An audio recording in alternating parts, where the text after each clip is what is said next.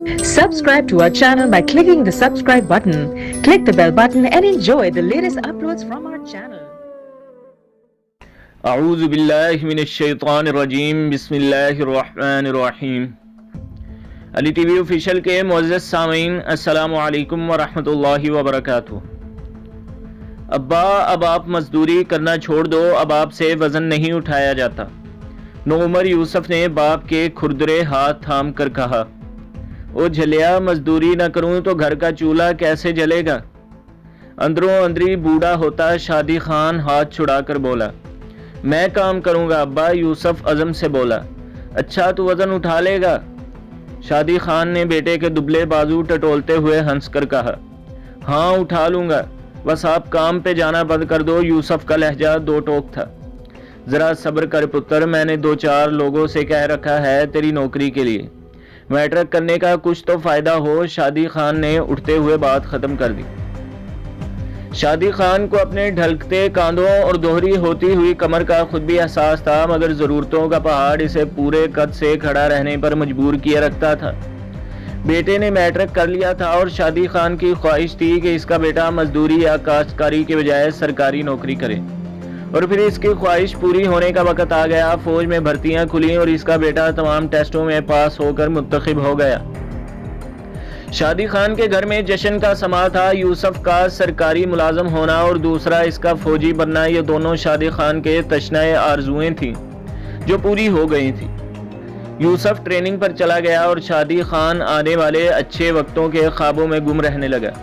21,000 تنخواہ لگی تھی یوسف کی، پورے 21,000 روپے سکہ رائج الوقت۔ کیا کچھ نہیں ہو سکتا تھا ان 21,000 روپوں میں؟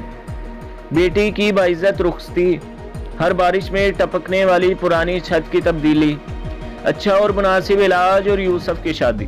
ضعیف باپ کے بوڑھے کان دور سے آتی ہوئی شہنائی کی خوشکن مدھر تانے سننے میں مگن ہو گئے تھے۔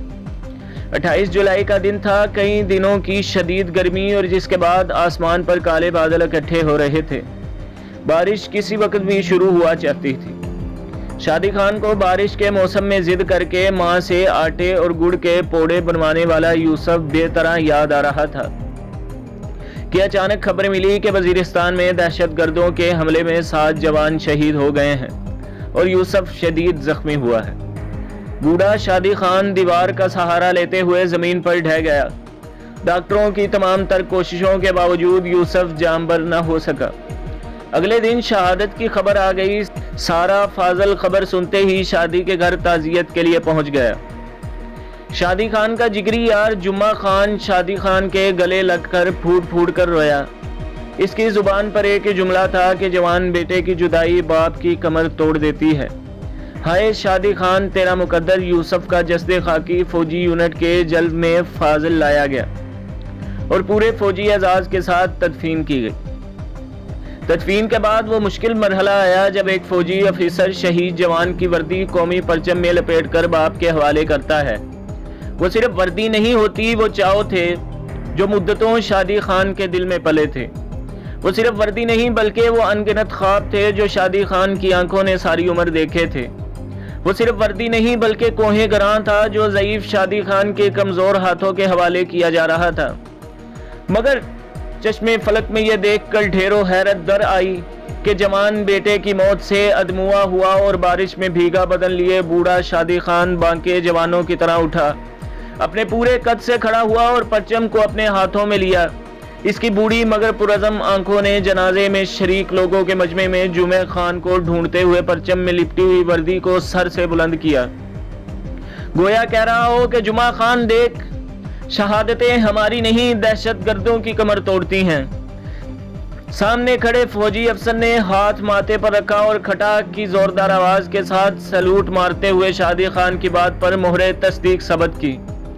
شہید یوسف خان کی للکار فاضل کے فضاؤں میں گونج رہی تھی کہ قتل گاہوں سے چن کر ہمارے علم اور نکلیں گے عشاق کے قافلے، راستے روکتے تھک کے رہ جائیں گے، وحشتوں کے بدلتے ہوئے زاویے، وحشتوں کے بدلتے ہوئے زاویے۔